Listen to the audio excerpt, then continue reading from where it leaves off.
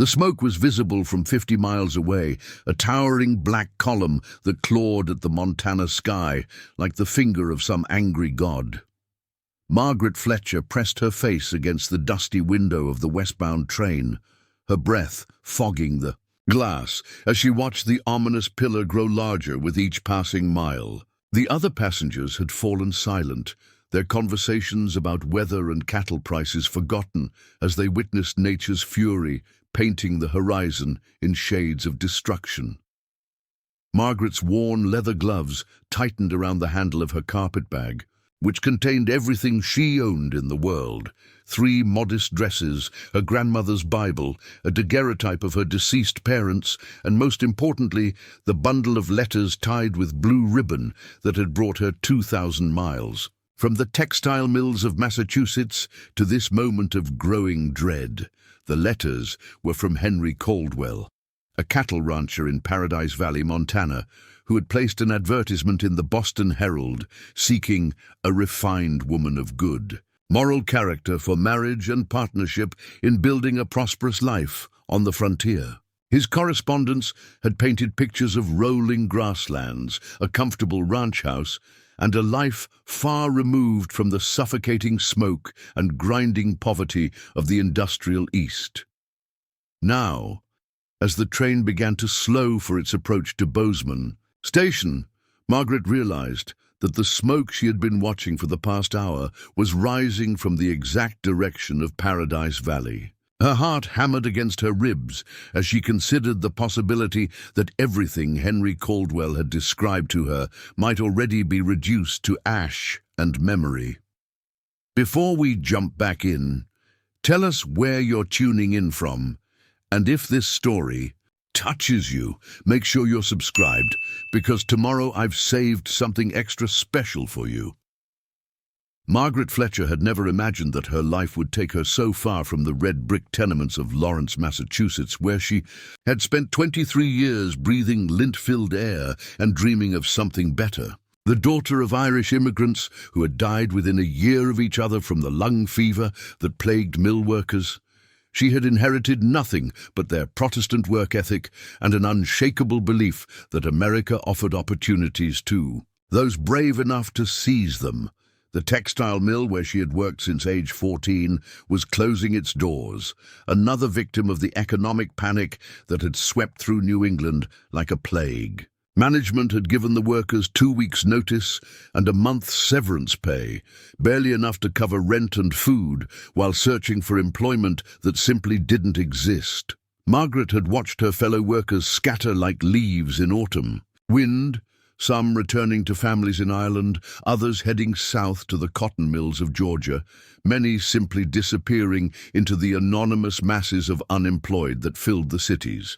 It was in this moment of desperation that Margaret had first noticed the matrimonial advertisements in the back pages of the Boston Herald. She had initially dismissed them as the province of desperate women and unscrupulous men. But as her savings dwindled and her options narrowed, she found herself reading them with increasing interest. Henry Caldwell's advertisement had stood out among the others for its literate tone and specific details about ranch life in Montana Territory. Seeking a woman of intelligence and moral character to share the challenges and rewards of cattle, ranching in Paradise Valley, Montana, his advertisement had read, must be prepared for hard work and isolation, but will find a comfortable home and the respect due to a true partner in building something meaningful. Serious inquiries only. References required. Margaret had spent 3 days composing her response, crafting each sentence with the same care she once used when threading the most delicate fabrics through the mill's machinery. She had been honest about her background, describing her years of factory work not as something to be ashamed of, but as evidence of her reliability and strength. She had mentioned her education at the parish school, her ability to keep household accounts, and her experience managing the boarding house where she rented a room after her parents' death. Henry Caldwell's reply had arrived within 2 weeks, written in a clear, educated hand on quality paper that spoke of modest prosperity. He had asked thoughtful questions about her interests, her expectations for married life, and her ability to adapt to the isolation of ranch living. His subsequent letters had painted an increasingly appealing picture of life in Paradise Valley, describing the morning mist that rose from the Yellowstone River, the sight of elk grazing in meadows that stretched to the horizon, and the satisfaction of building something permanent in a land that rewarded hard work and determination. The correspondence had continued for 4 months, each exchange deepening Margaret's sense that she had found not just an escape from her diminishing circumstances, but a genuine partner who valued intelligence and character over conventional beauty or social connections. Henry had never asked for a photograph, focusing instead on her thoughts about books they had both read, her opinions on the political issues of the day, and her vision of the life they might build together. When he had finally proposed marriage, by letter and enclosed money for her passage west, Margaret had felt a mixture of excitement and terror that kept her awake for 3 nights running. She was preparing to marry a man she had never met, to travel to a place she had never seen, to embrace a way of life completely foreign to everything she had known. But the alternative was slow starvation in a dying industrial town. Watching her dreams shrivel like autumn leaves, the journey west had taken 6 days, carrying her through landscapes that gradually transformed from the familiar forests and farms of New England to the endless prairies of the Great Plains, and finally, to the mountain country of Montana Territory. Margaret had traveled in the cheapest accommodations available, sharing a car with emigrants, cowboys, and commercial travelers, all heading west for their own complex reasons. She had used the long hours to read and reread Henry's letters, memorizing details about the ranch, about his plans for expanding the cattle operation, about the small community of neighbors who gathered for barn raisings and harvest celebrations. He had described Paradise Valley as a place where people were judged by their contributions rather than their backgrounds, where a woman with intelligence and determination could find respect and purpose. The other passengers had gradually changed. As the train moved west, with well-dressed Eastern travelers giving way to men in practical clothing and women whose faces showed the particular strength that came from frontier living. Margaret had listened to their conversations about weather, patterns, cattle prices, and the challenges of building communities in sparsely populated territories. She had felt both intimidated and exhilarated by their casual discussion of distances measured in days rather than hours, of winters that could isolate ranches for months at a time, of the constant presence of genuine danger from weather, wildlife, and the simple remoteness of their chosen way of life. As the train had entered Montana Territory, Margaret had been struck by the vastness of the landscape. The way the sky seemed to encompass everything from horizon to horizon. The mountains rose like ancient fortresses, their peaks still snow-covered even in late summer, while the valleys between them rolled in waves of golden grass that moved like ocean swells in the constant prairie wind. It was beautiful in a way that made her chest tight with emotion, but also intimidating in its sheer scale and wildness. The other passengers had begun pointing out landmarks as they approached Bozeman, identifying distant ranches and discussing the families who owned them. Margaret had listened with growing anticipation, hoping to hear mention of the Caldwell Ranch. But Paradise Valley lay south of the main rail line, accessible only by a day-long wagon ride from the station.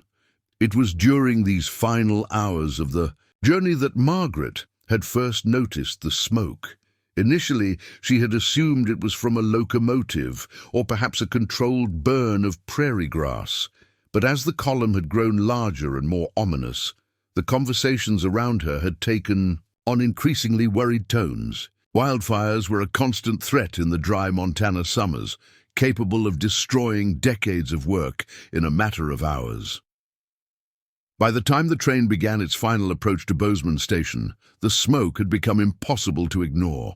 It rose from The southern horizon like a dark monument, spreading across the sky in a pattern that spoke of a fire far larger than any controlled burn. Margaret felt her stomach clench, with a fear that had nothing to do with the usual nervousness of meeting her intended husband for the first time.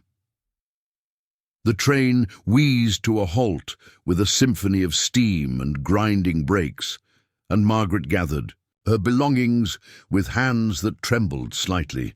Through the window, she could see the wooden platform of Bozeman Station, where a handful of people waited in the afternoon heat. She searched the small crowd for a man matching Henry Caldwell's description. Tall, fair-haired, in his early 30s, wearing a blue shirt and carrying a bouquet of wildflowers. But as Margaret stepped down from the train car, her worn boots meeting the sun-baked planks of the platform, she realized that none of the waiting figures matched Henry's description.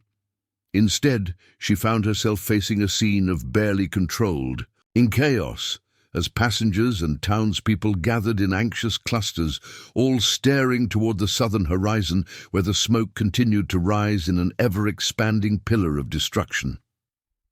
A middle-aged woman in a faded calico dress approached Margaret with obvious concern. "Excuse me, dear, but are you traveling alone? That fire's been burning for 2 days now, and we've had folks coming into town with terrible news about the ranches south of here." Margaret's voice caught in her throat as she tried to respond. The woman's words confirmed her worst fears about the source of the smoke that had dominated the horizon for the past 50 miles. I'm supposed to meet someone. Henry Caldwell from Paradise Valley. Do you know anything about—" The woman's expression grew grave, and she exchanged glances with her husband, a weathered man in overalls who had been listening to their conversation. "Paradise Valley's been hit hard, miss, real hard. Most of the ranches in that area, well, there's not much left of them, I'm afraid." Margaret felt the world tilt around her as the implications of the woman's words sank in. She had traveled 2,000 miles to begin a new life, had burned her bridges in Massachusetts, had spent her last dollars on train fare to reach this moment. Now she stood on a platform in a strange town, surrounded by the acrid smell of distant smoke, with nowhere to go and no one to turn to. The woman seemed to sense her distress and placed a gentle hand on Margaret's arm. "What's your name, dear? Maybe we can help you figure out what to do next." "Margaret Fletcher," she managed to say, her voice barely audible above the noise of the departing train. "I was supposed to marry Mr. Caldwell. We've been corresponding, and for months. He was supposed to meet me here." The woman's husband stepped forward, his expression kind but troubled. "Miss Fletcher, I hate to be the bearer of bad news, but the Caldwell Ranch was one of the first places hit by the fire. Word came in yesterday that Henry Caldwell barely escaped with his life. Lost everything else, though. House, barns, most of his cattle." Margaret's carpetbag slipped from her numb fingers and hit the platform with a dull thud. Everything she had planned, everything she had hoped for, had literally gone up in smoke before she had even arrived. She was stranded in a town where she knew no one, with less than $5 to her name and no prospects for employment or shelter. The smoke continued to rise in the distance, a dark reminder of how quickly dreams could be reduced to ash and memory. Margaret Fletcher stood on that platform and felt the full weight of her isolation settle around her like a shroud, wondering if her journey west had been the greatest mistake of her life, or simply the first chapter in a story whose ending she could not yet imagine. Preparing and narrating this story took us a lot of time, so if you are enjoying it, subscribe to our channel. It means a lot to us. Now, back to the story. Margaret's legs gave way beneath her, and she sank onto her fallen carpetbag as the full reality of her situation crashed over her like a cold wave. The kindly couple who had delivered the devastating news about Henry Caldwell exchanged worried glances above her bowed head. Now, dear," the woman said, crouching beside Margaret with surprising agility for someone her age. "I'm Sarah Thompson, and this is my husband, William. We run the boarding house here in town. You're not alone in this. Margaret looked up through tears she hadn't realized were falling. "Mrs. Thompson, I appreciate your kindness, but I can't afford lodging. I spent nearly everything I had on the train fare west. I have perhaps $4.50 to my name." William Thompson scratched his grizzled chin thoughtfully. "Well, now, that's not an insurmountable problem. We've taken in half a dozen folks who've lost everything to the fire in the past 2 days. The whole community's pulling together to help however we can." Around them, the train station buzzed with activity as other passengers collected their belongings and headed into town. But Margaret noticed that several people lingered, their attention drawn to the ongoing drama of her situation. Word traveled fast in small frontier communities, and her story was already becoming part of the local conversation. "What about Mr. Caldwell?" Margaret asked, wiping her eyes with her handkerchief. Where is he now?" Sarah Thompson's expression grew even more sympathetic.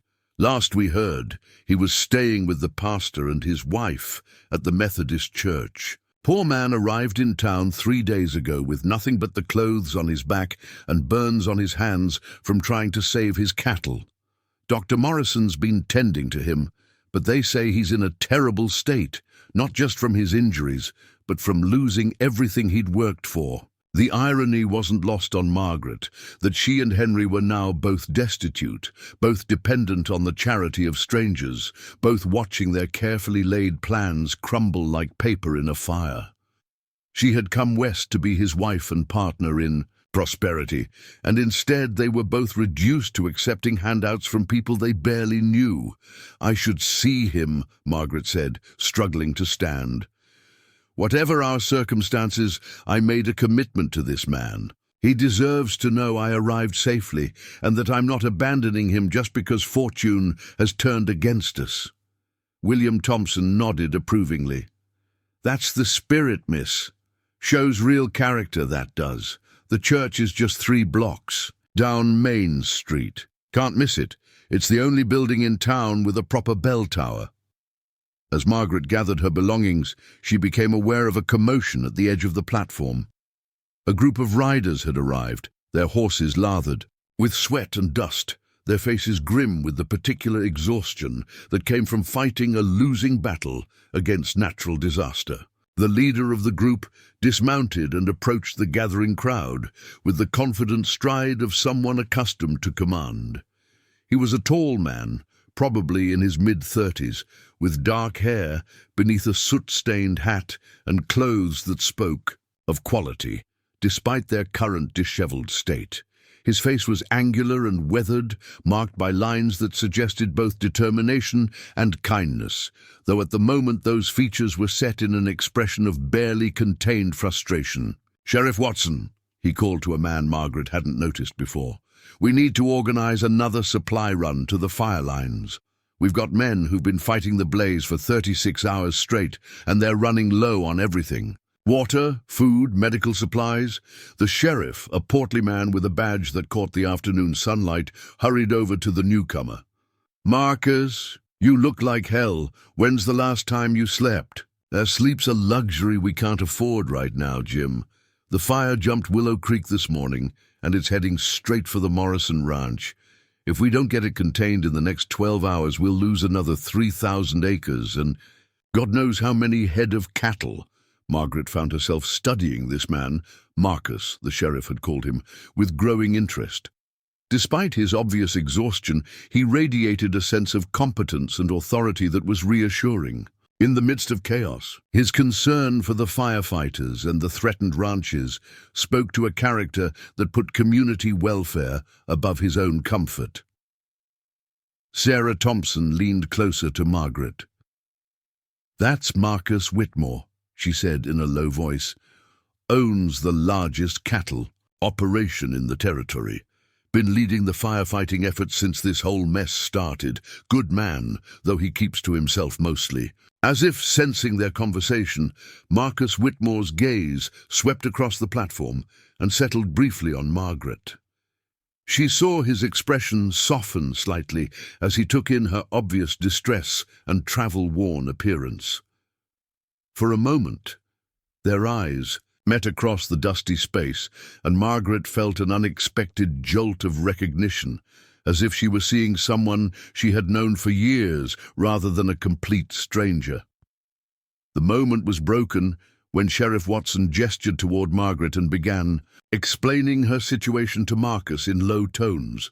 Margaret felt her cheeks burn with embarrassment as she realized her story was being shared with yet another stranger. But she also felt a flutter of hope that perhaps someone with Marcus Whitmore's evident influence and resources might have suggestions for her predicament. Marcus approached her with a respectful nod, removing his hat to reveal hair dark with sweat and concern etched deeply around his eyes. "Miss Fletcher, I understand you've traveled a long way, only to find yourself in an impossible situation. I want you to know that we take care of our own out here, and anyone who is coming to marry into our community is someone we'll stand by." His voice was deeper than Margaret had expected, roughened by smoke and fatigue, but carrying an undertone of genuine warmth that made her feel less alone for the first time since stepping off the train. "That's very kind of you, Mr. Whitmore. But I'm not sure there's anything anyone can do. Mr. Caldwell and I are both essentially destitute now, and I'm beginning to think I made a terrible mistake in coming west at all." Marcus studied her face with an intensity that made Margaret feel as though he were taking the measure of her character, rather than simply making polite conversation. "Miss Fletcher, if I may ask, what kind of work did you do back in Massachusetts?" "I worked in the textile mills for 9 years, Margaret replied, lifting her chin slightly. She had learned long ago that there was no shame in honest labor, regardless of what others might think. "I also managed the books for the boarding house, where I lived, and I've experience with all manner of household management. And you came west, prepared to help build a cattle ranch from the ground up?" "I did. Mr. Caldwell was very clear about the challenges involved, and I've never been afraid of hard work." Marcus nodded thoughtfully. "The fires created a situation where skilled, reliable help is going to be at a premium. Half the ranches in the valley are going to need rebuilding from scratch, and there's going to be work for anyone willing to do it." Margaret felt a spark of hope kindle in her chest. "What kind of work?"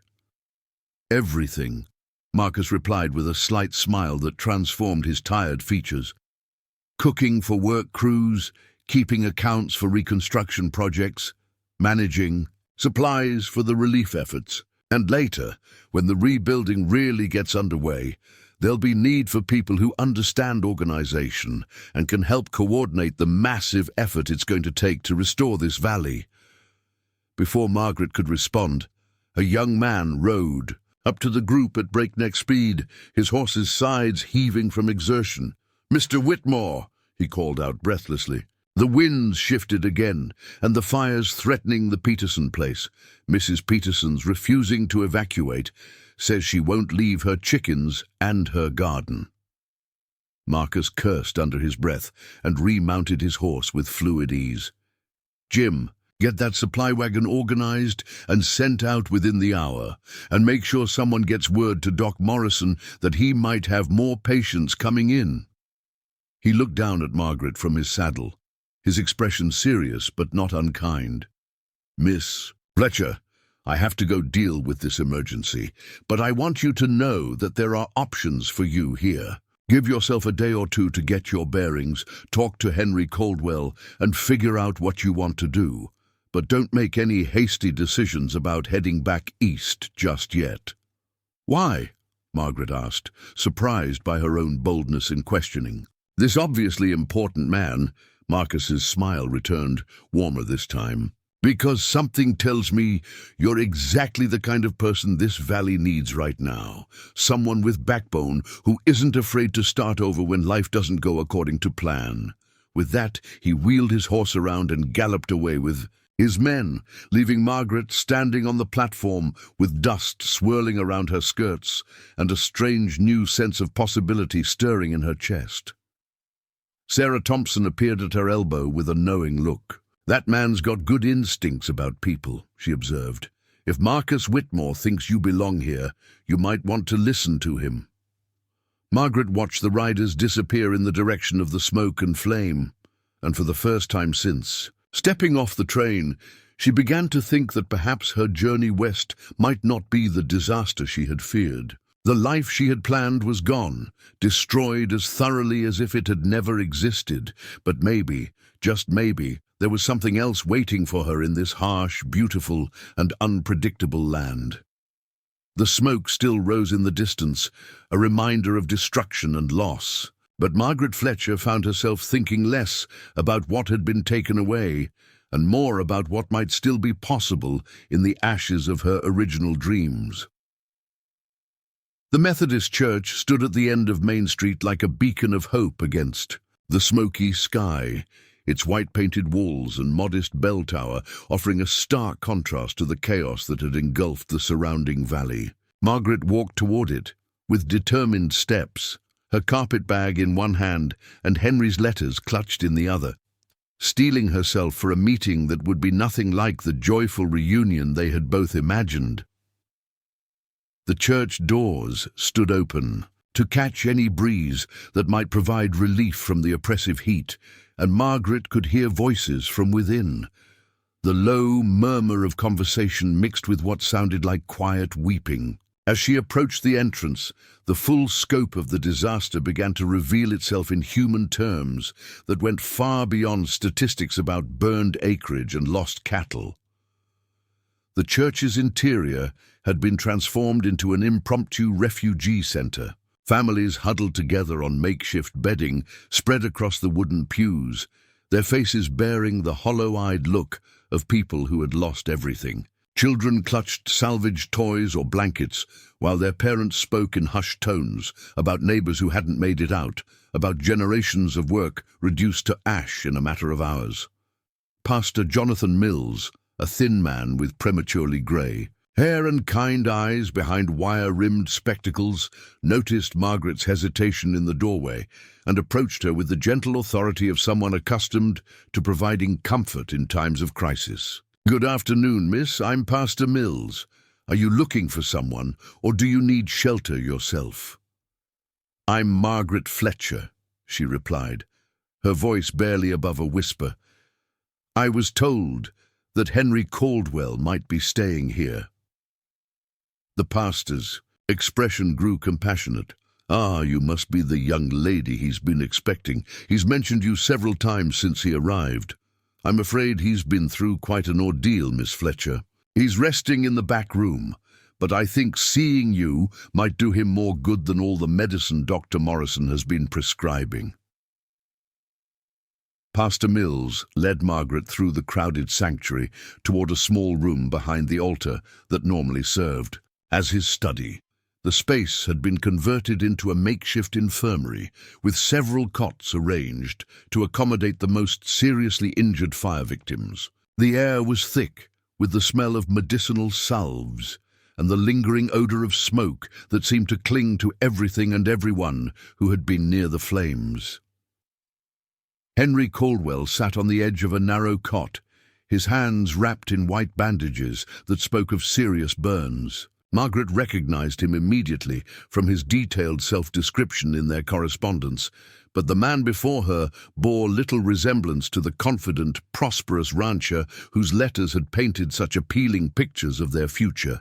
Together, his fair hair was singed shorter on one side, and his face was marked by exhaustion and something deeper, the particular devastation that came from watching a lifetime of work disappear in flames. His clothes, clearly borrowed from church donations, hung loosely on his frame, and when he looked up at Margaret's approach, she saw in his blue eyes a mixture of shame, relief, and desperate hope. "Margaret?" His voice was hoarse from smoke, inhalation, uncertain, as if he couldn't quite believe she was real. "You came. Even knowing about the fire, you still came." Margaret set down her carpet-bag and approached him carefully, noting how he held his bandaged hands away from his body to avoid jarring his injuries. "Of course I came, Henry. I gave you my word, and I don't break my promises lightly." For a moment, They simply looked at each other. Two strangers who had planned to be married, now meeting for the first time under circumstances neither could have imagined. Margaret found herself studying Henry's face, searching for the character she had come to know through his letters, trying to reconcile the articulate, confident correspondent with the broken man sitting before her. "I've lost everything, Margaret," Henry said finally, his voice cracking with emotion. "The house, the barns, most of the cattle. The furniture, your grandmother's rocking chair I promised to refinish for you. It's all gone. I couldn't save any of it." Margaret pulled a wooden chair closer to his cot and sat down, her practical nature taking over despite the emotional weight of the moment. "Tell me what happened, all of it." Henry's story unfolded in halting sentences, punctuated by long pauses, as he struggled to find words for experiences that defied description. The fire had started 20 miles to the west, sparked by lightning during a dry thunderstorm. Fed by weeks of drought and driven by fierce winds, it had spread faster than anyone thought possible, jumping natural fire breaks and consuming everything in its path. "I saw the smoke Thursday morning and thought it was far enough away that we'd be safe," Henry explained, wincing as he shifted position. "But by afternoon the wind had picked up and I could see it was heading our way. I started moving the cattle to the south pasture, thinking I had time. But the fire, Margaret, it moved like a living thing, like it had intelligence and purpose." He described the desperate hours of trying to save what he could, driving cattle toward the river, soaking blankets to protect the house, making impossible decisions about what to prioritize when everything was equally precious and equally doomed. In the end, he had barely escaped with his life, his hands burned from handling burning fence posts as he tried to create an escape route for himself and his horse. "The worst part," Henry continued, staring down at his bandaged hands, "is that I brought you all this way for nothing. I promised you a home, a partnership, a future. Now, I can't even offer you shelter or food, let alone the life we planned together." Margaret had listened to his story with growing understanding of the magnitude of what he had endured, but also with a practical assessment of their situation that went beyond the immediate emotional impact. "Henry, look at me." He raised his eyes to meet hers, and she saw in them the same intelligence and kindness that had drawn her to his letters, though now tempered by grief and uncertainty. "I didn't come west to marry a prosperous rancher," Margaret said firmly. "I came to marry you, the man who wrote to me about building something meaningful together, who valued partnership over possessions, who believed that two people working together could overcome any challenge." Henry's eyes filled with tears. "But Margaret, I have nothing to offer you now, less than nothing. I'm in debt to half the merchants in Bozeman, and it'll take years to rebuild even a fraction of what I lost." "Do you still want to marry me?" Margaret asked directly. The question seemed to catch Henry off guard. He had clearly expected her to recognize the impossibility of their situation and make a graceful retreat back to the safety of her former life. Yes, of course, but then we'll figure out the rest together," Margaret interrupted. "That's what partners do. They adapt to circumstances and find new ways forward when the old plans don't work out." Dr. Morrison chose that moment to enter the small room, carrying a leather medical bag and wearing the harried expression of a man who had been treating emergency cases around the clock. He was a compact, efficient-looking man in his 50s, with steady hands and the kind of calm demeanor that inspired confidence in crisis situations. "Mr. Caldwell, time to change those bandages," he announced, then noticed Margaret. "And you must be the young lady he's been expecting. I'm Dr. Morrison." "Margaret Fletcher," she replied, standing to shake his hand. "How serious are his injuries, doctor?" "The burns are healing well, though he'll have scars on his palms and fingers. More concerning is the smoke damage to his lungs, but that should improve with time and rest. What he needs most now is hope and purpose. Depression can slow recovery." more than any physical injury. Dr. Morrison began unwrapping Henry's bandages with practiced efficiency, revealing angry red burns that made Margaret wince with sympathy. The good news is that these are healing cleanly, no sign of infection, and you should regain full use of your hands within a few weeks. As the doctor worked, Margaret found herself thinking about Marcus Whitmore's words at the train station. The fire had created opportunities as well as destruction, and people with skills and determination would be needed for the massive rebuilding effort ahead. She had managed boarding house accounts, coordinated the complex schedules of mill workers, organized supply deliveries for a business that employed over 100 people. Surely those skills could be adapted to the challenges of post-fire recovery. "Doctor," Margaret said suddenly, "what kind of help do the fire victims need most right now? I mean practical help, not just sympathy and prayers." Dr. Morrison looked up from his work with interest. "Everything, frankly. We need people who can organize supply distributions, coordinate housing for displaced families, keep track of who needs what kind of assistance. The territorial government is sending aid, but it takes someone with organizational skills to make sure it gets to the right people efficiently." Margaret felt the familiar stirring of purpose that came when she identified a problem she could solve. And is there compensation for that kind of work? The Territorial Relief Committee has authorized payment for essential administrative positions. Nothing luxurious, but enough to live on while the valley recovers. Henry looked up at Margaret with dawning understanding. "You're thinking of staying, not just for me, but to help with the recovery effort." Margaret smiled, feeling more confident than she had since stepping off the train.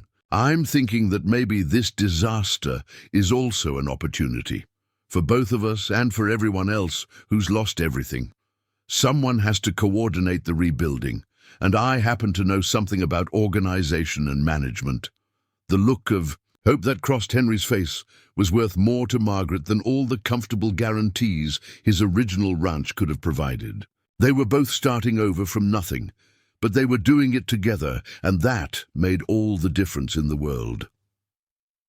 Within 24 hours of her arrival in Bozeman, Margaret Fletcher had transformed from a stranded mail-order bride into the unofficial coordinator of fire relief efforts. Her transition began when she volunteered to help Pastor Mills organize the donated supplies that were arriving in overwhelming quantities but with no systematic method of distribution.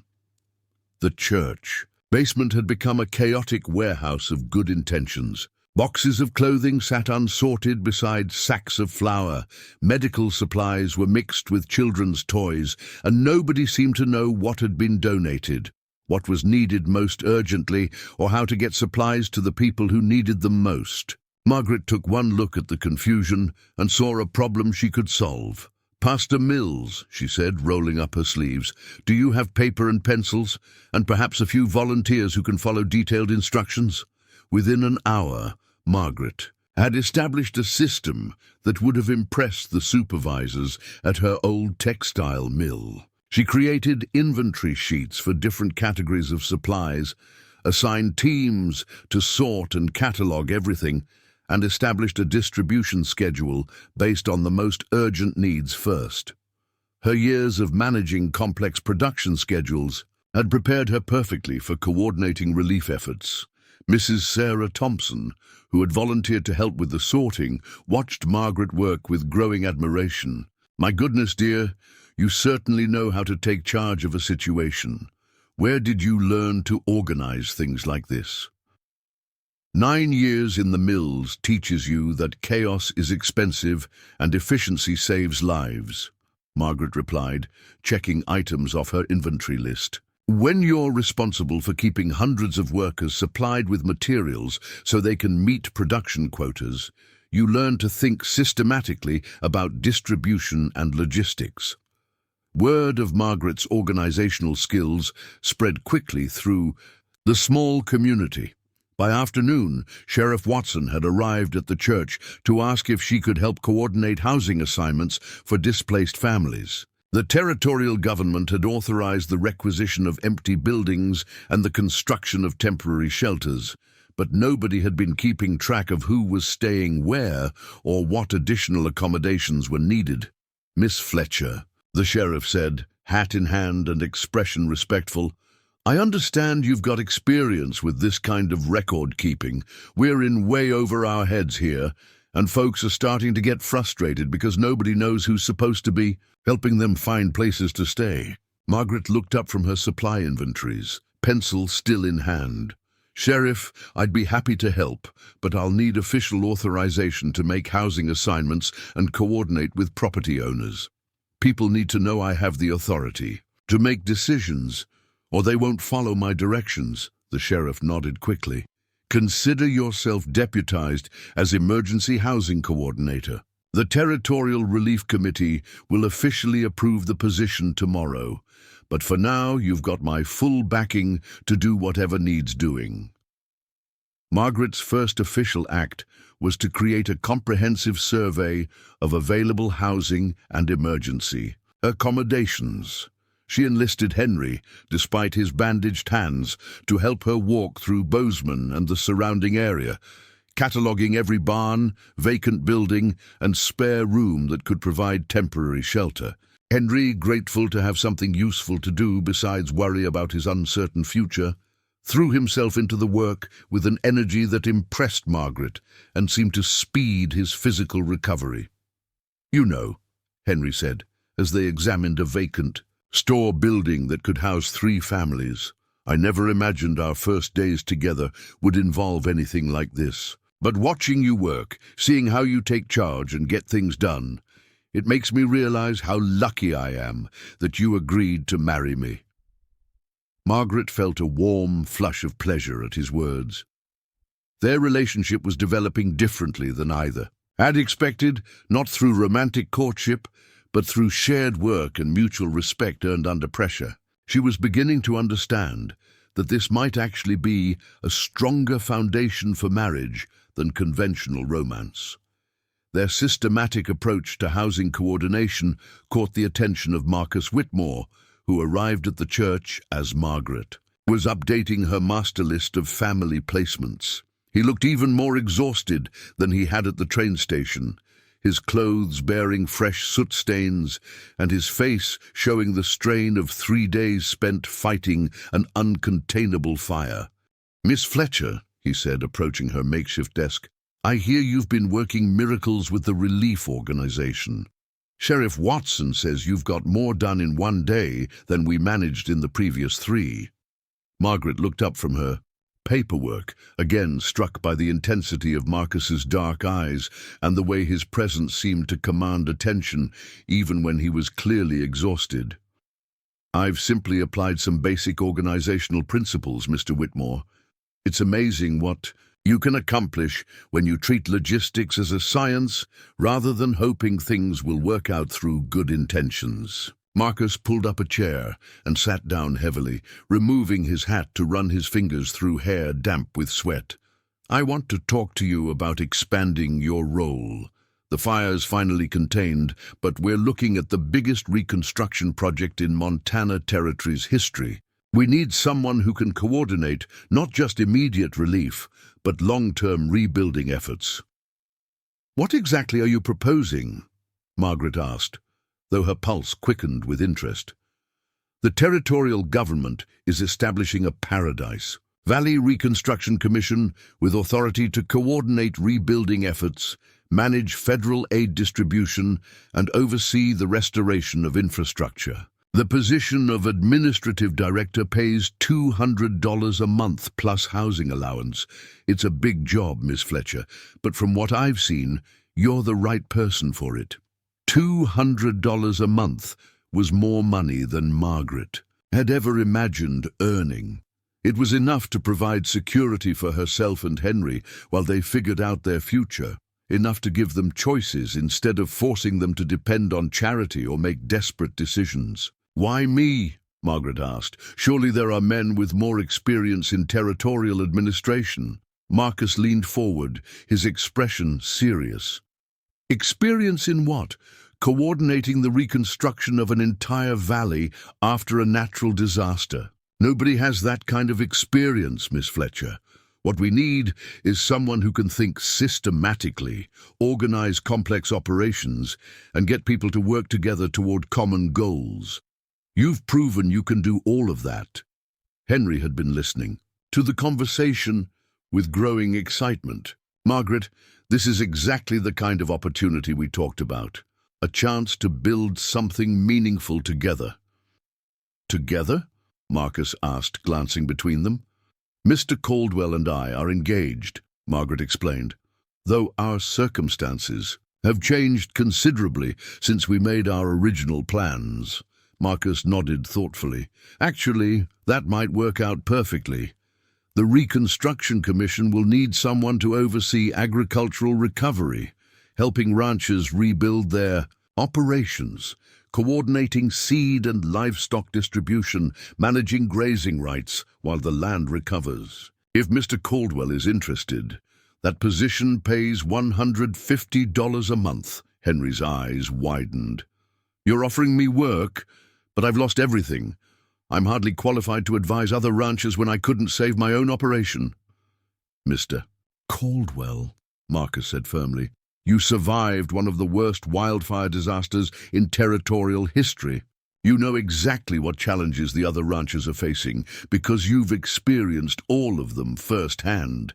That makes you more qualified than any book-learned administrator who's never faced a real crisis. Margaret felt a surge of affection for Marcus's generous offer. He was giving Henry not just employment, but the chance to rebuild his self-respect by using his experience to help others in similar situations. There's one condition, Marcus continued, looking directly at Margaret. The job requires living. In Paradise Valley, the Commission is setting up headquarters at my ranch. It's the only major operation that survived the fire intact, and we have the facilities to accommodate a large administrative operation. Margaret's heart skipped. Living at Marcus Whitmore's ranch would mean seeing him daily, working closely with a man who already seemed to understand her capabilities better than anyone she had ever met. The prospect was both exciting and unsettling. Your ranch survived? Henry asked, surprised. My foreman and I had prepared for fire season better than most, Marcus replied modestly. We'd cleared defensible perimeters, installed water tanks, and trained our crew in firefighting techniques. We were lucky, but we were also prepared. Margaret made her decision with the same decisive clarity that had served her well in the mills. Mr. Whitmore, I accept your offer. When do we start? Marcus smiled, and for the first time since she'd met him, the expression reached his tired eyes. Tomorrow morning. I'll have wagons here to transport you and the other commission staff to the ranch. Welcome to the Paradise Valley Reconstruction Commission, Miss Fletcher. As Margaret shook his hand to seal the agreement, she realized that her carefully planned life as a rancher's wife had been completely derailed, only to be replaced by something far more challenging and potentially rewarding. She was about to become one of the most powerful administrators in Montana Territory, responsible for rebuilding an entire valley and helping hundreds of families restore their lives.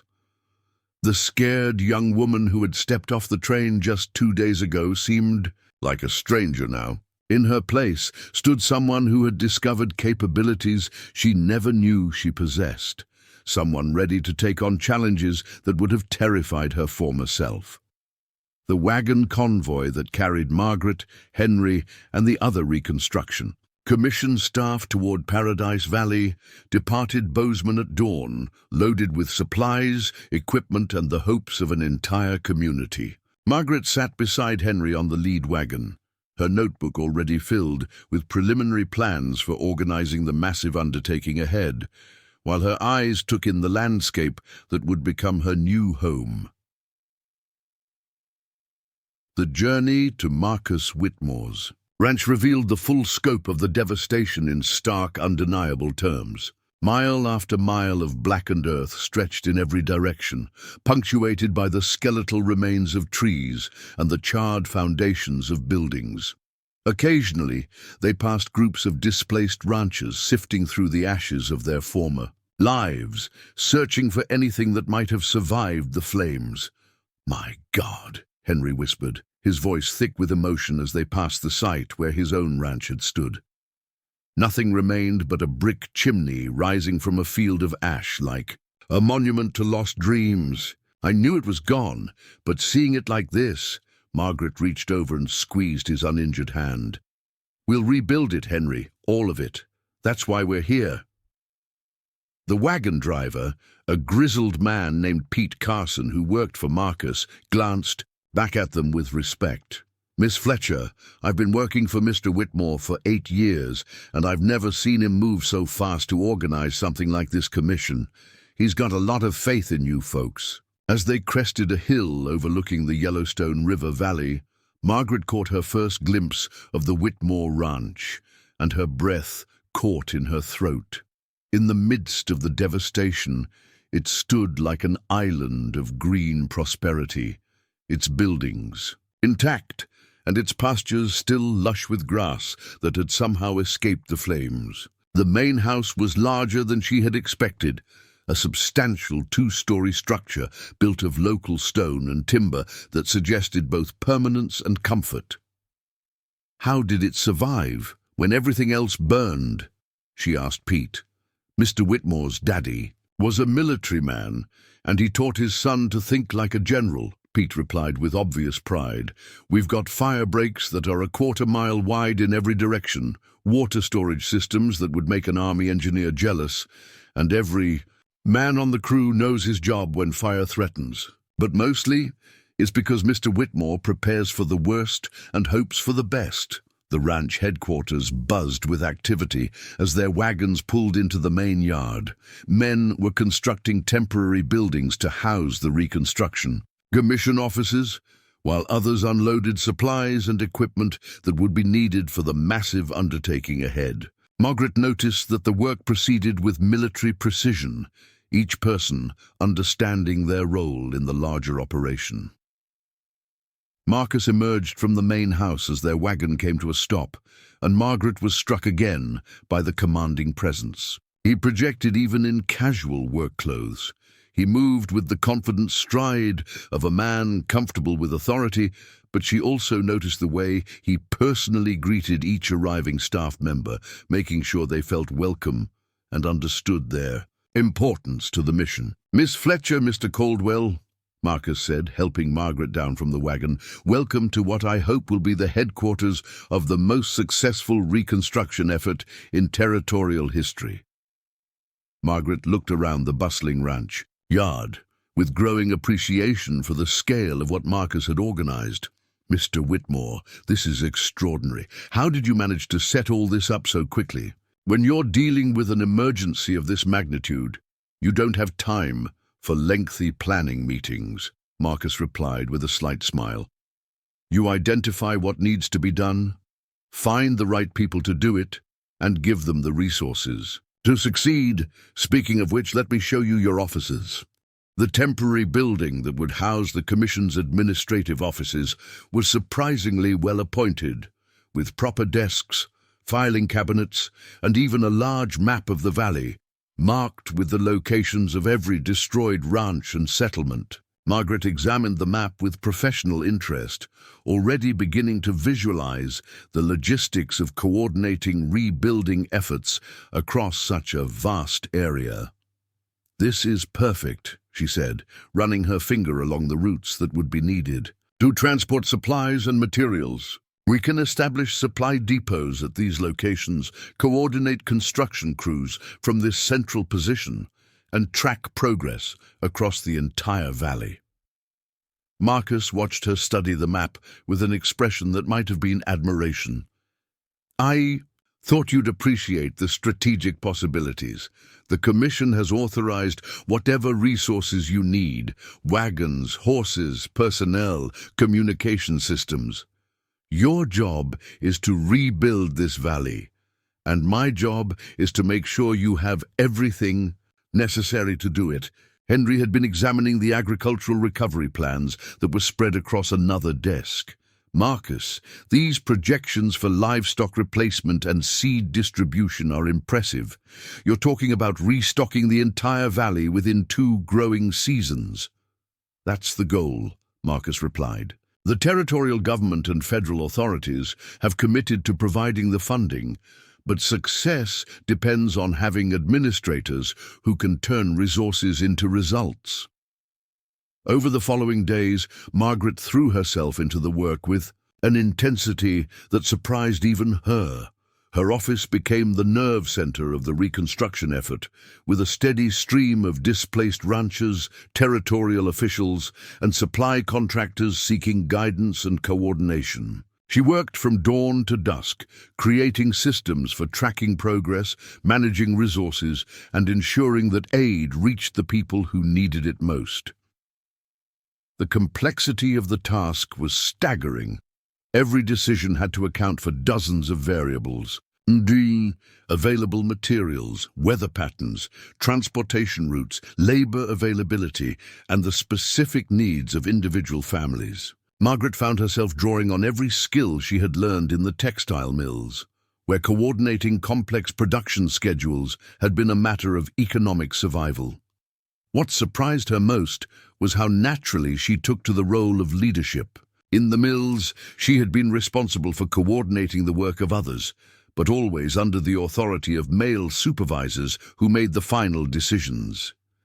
Here, she was the final authority, and she discovered that she had definite opinions, but priorities and methods that she wasn't afraid to defend. "Miss Fletcher," said Thomas Bradley, the territorial government's representative, during one of their weekly planning meetings, "I have to say, your organizational methods are unlike anything I've seen in territorial administration. Where did you learn to coordinate operations on this scale?" Margaret looked up from the detailed charts she had created to track reconstruction progress. "Mr. Bradley, I learned that chaos is expensive and inefficiency costs lives. When you're responsible for keeping 300 mill workers supplied with materials so they can meet production quotas, you learn to think systematically about logistics and resource management. And you're applying those principles to rebuilding an entire valley?" "The principles are the same," Margaret replied confidently. "Whether you're managing cotton production or coordinating reconstruction efforts, success depends on clear communication, systematic planning, and holding people accountable for results." Her confidence was well-founded. Within 3 weeks of the Commission's establishment, Margaret had organized the construction of temporary housing for over 200 displaced families, coordinated the delivery of seed and livestock to every ranch in the valley, and established a supply network that could respond to emergency needs within hours rather than days. Marcus, who had initially watched her work with careful attention, now relied on her judgment completely. He would often seek her advice on decisions that went beyond her official authority, and Margaret found herself becoming not just an administrator, but a true partner in the reconstruction effort. "Margaret," he said one evening as they reviewed the day's progress reports, "I want you to know that this commission's success is entirely due to your leadership. I've seen military logistics operations that weren't as well organized as what you've created here." Margaret felt a flush of pride at his words, but also something deeper, a growing awareness that her relationship with Marcus was developing beyond professional collaboration. She caught herself looking forward to their evening planning sessions, noticed how her pulse quickened when he entered her office, and found herself thinking about him at odd moments throughout the day. The realization troubled her because she was still engaged to Henry, still committed to honoring the promise she had made to marry him. But Henry himself seemed to be changing, growing more confident and capable as he took on his role coordinating agricultural recovery. The man who had been broken by the loss of his ranch was becoming someone she could respect and admire, but perhaps not someone she could love with the intensity that marriage deserved. As Margaret stood on the porch of the main house one evening, watching the sunset paint the recovering valley in shades of gold and purple, she realized that her carefully planned life had been replaced by something far more complex and potentially rewarding. She was no longer just a mail-order bride seeking security and acceptance. She had become a leader, a decision-maker, a person whose choices affected the lives of hundreds of families. The question that kept her awake at night was whether she was strong enough to handle not just the professional challenges of reconstruction, but the personal challenges of choosing between duty and desire, between the security of a planned future and the uncertainty of following her heart. 6 weeks into the reconstruction effort, Margaret had established herself as the most influential woman in Montana Territory. Her daily decisions affected hundreds of families. Her organizational systems had become the model for disaster recovery throughout the West, and territorial officials regularly sought her advice on matters far beyond the scope of Paradise Valley's rebuilding. But success came with complications she hadn't anticipated. The most immediate was the growing distance between herself and Henry, whose recovery had taken him in directions that neither of them had expected when they first corresponded about marriage. Henry's work coordinating agricultural recovery had revealed a talent for diplomacy and negotiation that surprised everyone, including himself. He spent his days mediating disputes between ranchers over grazing boundaries, negotiating seed purchases with suppliers in distant cities, and developing innovative solutions for livestock management during the recovery period. The broken man, who had arrived at the church with bandaged hands, had transformed into a confident leader whose opinions carried weight in territorial agricultural circles. "Margaret," Henry said one evening, as they walked along the rebuilt fence lines that marked the boundary of the Whitmore ranch, "I've been thinking about our engagement, about the promises we made to each other in our letters." Margaret's heart clenched with a mixture of relief and apprehension. She had been dreading this conversation while simultaneously hoping for it. "What about our promises, Henry?" Henry stopped walking and turned to face her, his expression serious but not unkind.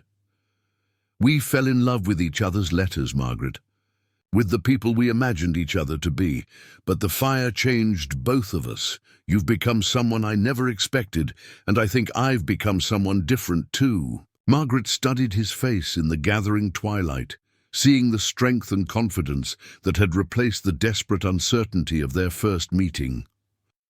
"Are you saying you want to end our engagement?" "I'm saying that I think we both deserve the chance to choose each other freely, without the pressure of obligations made under completely different circumstances," Henry replied gently. "The woman I'm seeing before me now is remarkable, but she's not the woman I wrote to in Massachusetts, and I'm not the prosperous rancher who placed that advertisement in the Boston Herald." The honesty in his voice made Margaret's eyes fill with tears, though whether from relief or sadness, she couldn't say. "Henry, you're a good man, a better man than I initially realized. But you're right. We're different people now, and we owe it to ourselves to make choices based on who we've become, not who we thought we were." Henry took her hands gently, careful of the calluses she had developed from weeks of intensive administrative work.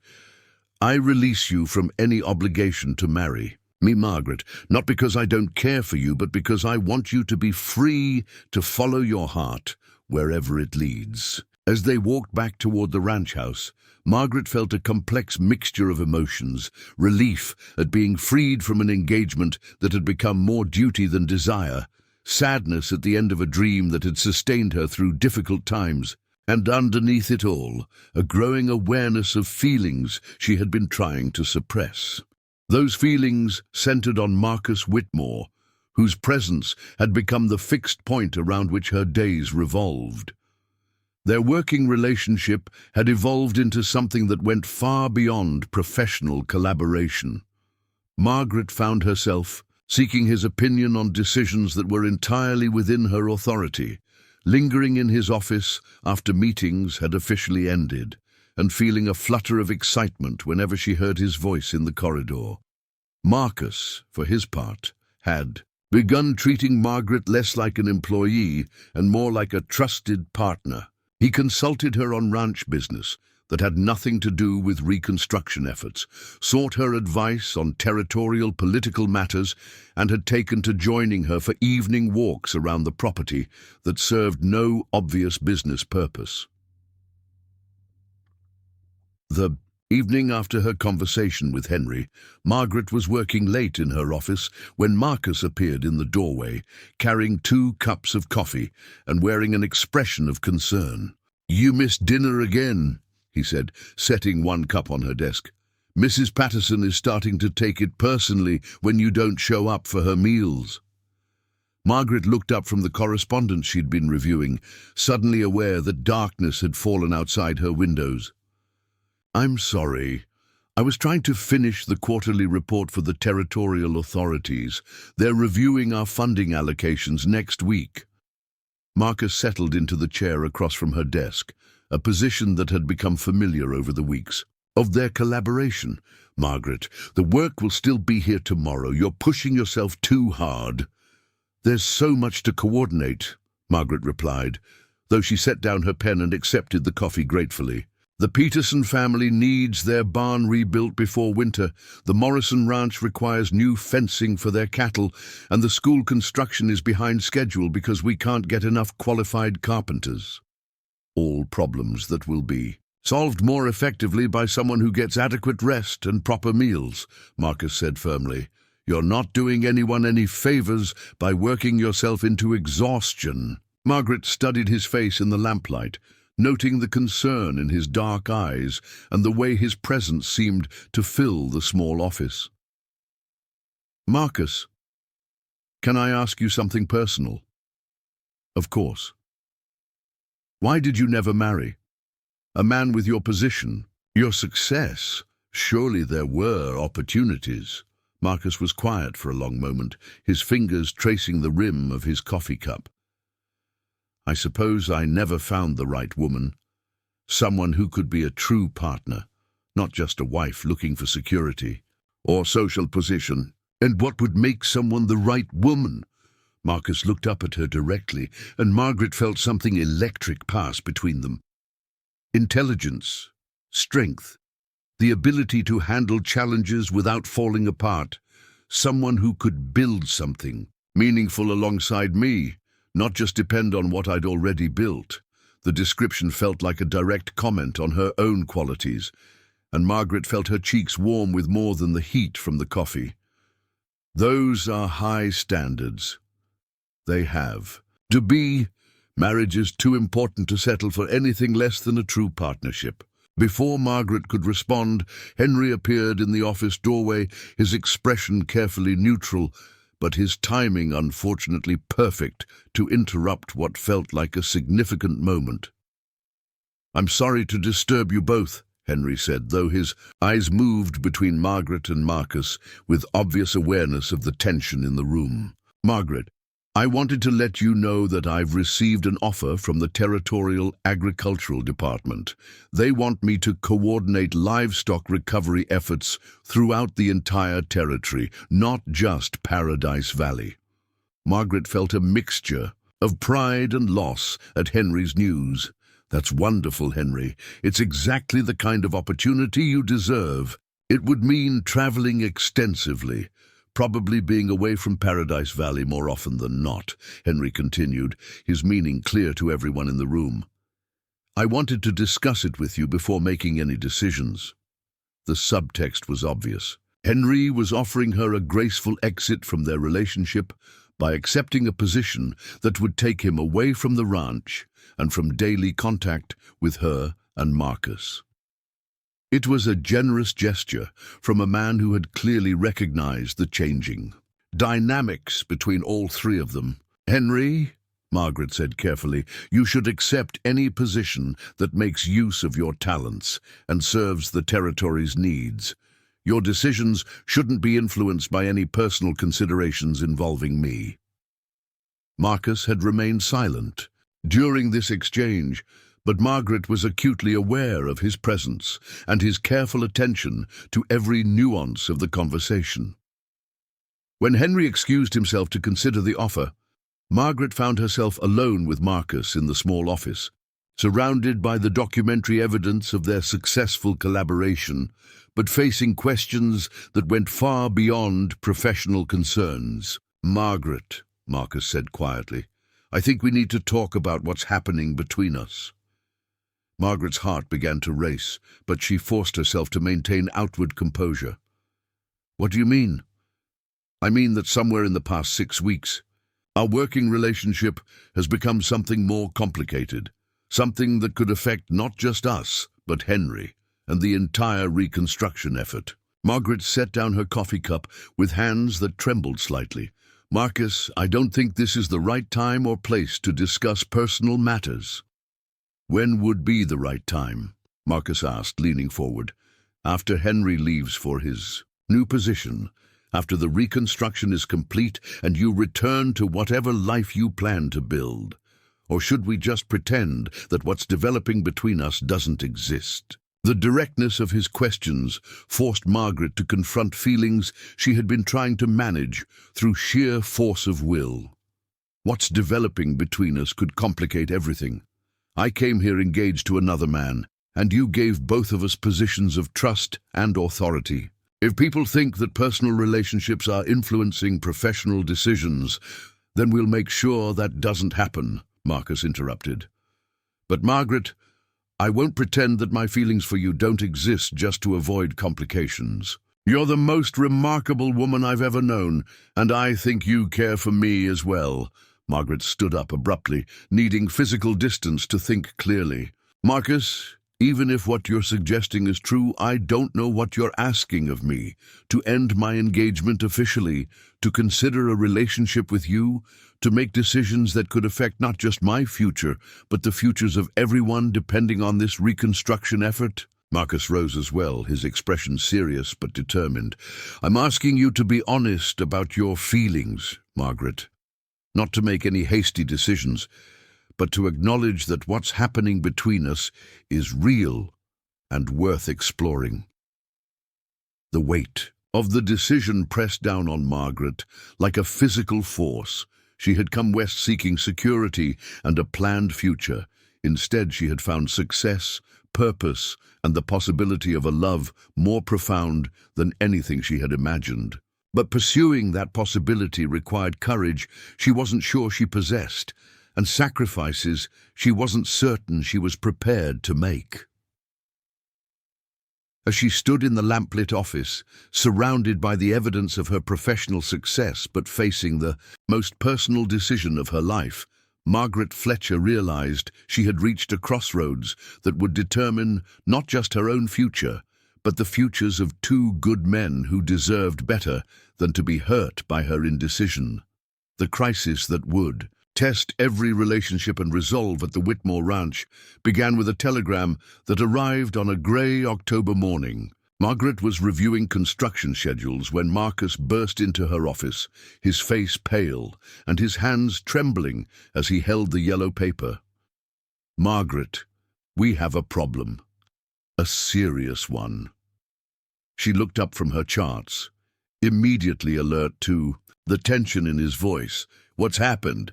There's been an investigation. The territorial auditor is questioning our expenditures, claiming there are irregularities in the Commission's financial records.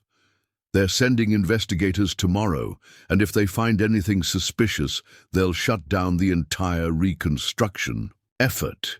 Margaret's blood ran cold. The Reconstruction Commission had handled over $50,000 in federal and territorial funds over the past 2 months. Every penny had been accounted for, but she knew that political enemies could twist legitimate expenditures to look suspicious if they were determined to find fault. What kind of irregularities are they claiming? She asked, already moving toward the filing cabinets where she kept detailed records of every transaction. Marcus consulted the telegram again. Excessive administrative salaries, questionable contractor payments, and— He paused, his jaw tightening. Inappropriate personal relationships affecting financial decisions. The last accusation hit Margaret like a physical blow. Someone had been watching them, documenting their interactions, and had decided to use the growing connection between her and Marcus as ammunition to destroy the reconstruction effort. "Who filed the complaint?" Margaret asked, though she suspected she already knew the answer. The telegram doesn't say, but it's signed by Territorial Auditor James Morrison, the same Morrison who owns the lumber company that lost the contract. For school construction, when we found better prices from suppliers in Helena.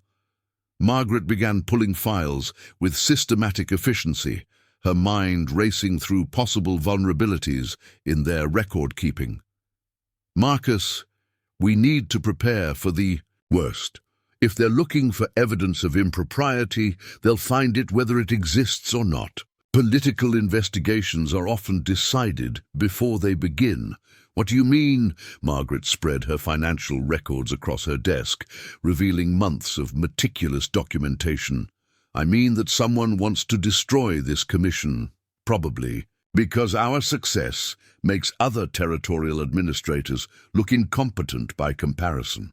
The personal relationship accusations are just a convenient weapon." Over the next few hours, Margaret and Marcus worked frantically to organize their records and prepare for the investigation. Every receipt, every contract, every financial decision had to be documented and justified. Margaret's years of experience with industrial accounting proved invaluable as she cross-referenced expenditures against authorized budgets and territorial regulations. Henry, who had been preparing to leave for his new position, returned from town with disturbing news. "I heard talk at the telegraph office. Word is spreading that the commission is under investigation for corruption. People are saying that you and Marcus have been using reconstruction funds for personal benefit." "What kind of personal benefit?" Margaret asked, though she dreaded the answer. "They're claiming that Marcus hired you for personal reasons, that the Commission's administrative positions were created to provide you and me with unearned salaries, and that the two of you have been living inappropriately at the ranch while engaged in financial misconduct." Margaret felt her carefully built reputation crumbling around her. She had worked so hard to establish herself as a competent, ethical administrator, and now malicious gossip was threatening to destroy everything she had accomplished. "Henry," Marcus said grimly, "what else are people saying?" "That Margaret came west as a mail-order bride, failed to marry you, and seduced you instead to gain access to your wealth and influence. They're calling her a confidence woman who preys on lonely men for financial gain." The crude reduction of her complex situation to a story of feminine manipulation made Margaret's cheeks burn with anger and humiliation. "And people believe this?" "Nonsense." Henry's expression was sympathetic but worried. "Margaret, you have to understand how this looks to people who don't know you. A woman arrives from the East, her intended marriage falls through, she immediately gains a high-paying position from a wealthy bachelor, and then they're seen together constantly. It's easy to construct a story of impropriety, whether it's true or not." That evening, as Margaret worked alone in her office preparing for the investigator's arrival, she reflected on how quickly circumstances could change. Just days ago, she had been considering Marcus's declaration of feelings with a mixture of excitement and trepidation. Now those same feelings were being used as weapons against her professional integrity and personal character. Marcus found her there after midnight, surrounded by ledgers and legal documents, her face drawn with exhaustion and worry. "Margaret, you need to get some rest. We'll face whatever comes tomorrow together." "Together?" Margaret looked up at him with eyes that held both affection and desperation. "Marcus, don't you understand? Our being together is the problem. The accusation isn't just that we mismanaged funds, it's that we allowed personal feelings to influence professional decisions. Marcus pulled up a chair beside her desk, his expression determined. Then we'll prove that our personal feelings never compromised our professional integrity. Every decision we made can be justified on its merits. Can it? Margaret asked quietly. Can you honestly say that your feelings for me never influenced your judgment? That you would have given the same opportunities to any other administrator? Marcus was silent for a long moment, and Margaret could see him struggling with the same questions that had been haunting her. Margaret, I won't lie to you. I care for you deeply, and that caring has made me want to see you succeed. But every decision I made about the commission was based on results, not emotions. You've proven yourself beyond any doubt. Have I? Or have I simply been fortunate to work with someone who believed in me from the beginning? Margaret stood and walked to the window, staring out at the darkness that seemed to mirror her mood. Marcus, what if they're right?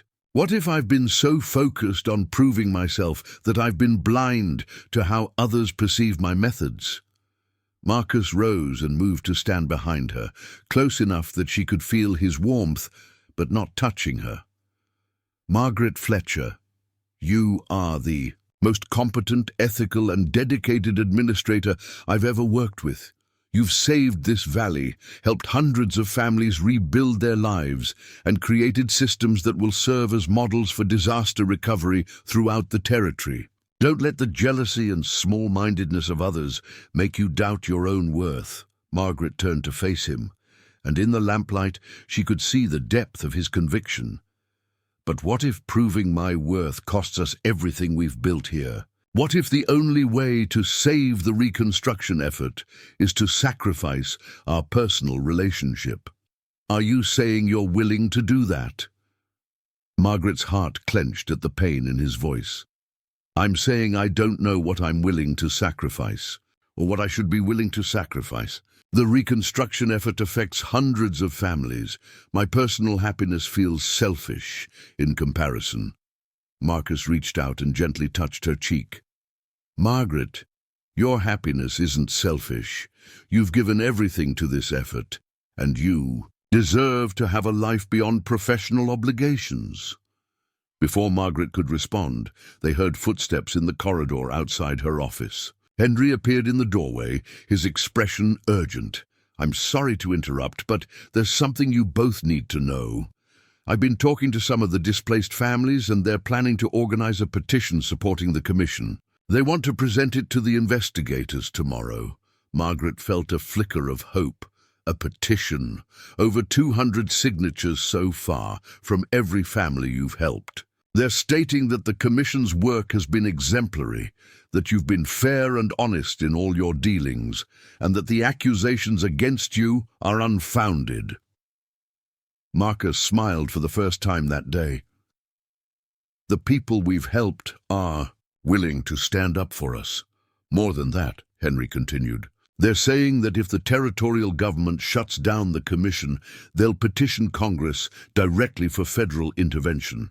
They don't want to lose the most effective administrator they've ever worked with. Margaret felt tears prick her eyes at the unexpected show of support. They would do that for me? Margaret, Henry said softly, you've changed their lives. They're not going to let political enemies destroy someone who's given them hope for the future. As Margaret stood in her office, surrounded by evidence of her professional competence and supported by the people she had dedicated herself to helping, she realized that her crisis had revealed something important about both her work and her relationships. The investigation might threaten her position, but it couldn't diminish what she had accomplished or the respect she had earned through her actions. The question that remained was whether she had the courage to fight for both her professional integrity and her personal happiness, or whether she would sacrifice one to preserve the other. Tomorrow's confrontation with the territorial investigators would determine not just the fate of the reconstruction effort, but the future of her relationship with Marcus and her own sense of self-worth.